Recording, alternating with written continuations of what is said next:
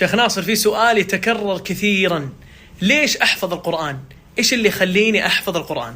لثلاثة أسباب عظيمة. يا سلام. الأولى أن تكون من أهل الله وخاصته. قال صلى الله عليه وسلم: إن لله أهلين، يعني أهل من الناس. الله. قالوا: من هم يا رسول الله؟ قال: أهل القرآن أهل الله وخاصته. الله أكبر. تنال هذا الشرف العظيم.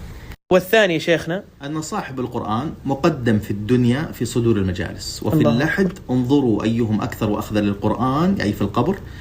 وفي الآخرة يقال لقارئ القرآن يوم القيامة: اقرأ وارتقي ورتل كما كنت ترتل في الدنيا، فإن منزلتك عند آخر آية تقرأها. الله يجعلنا من أهل الجنة. عدد درج الجنة بعدد آية القرآن. السلام. فاحجز مقعدك الذي تريد في الجنة بعد فضل الله بحفظك للقرآن.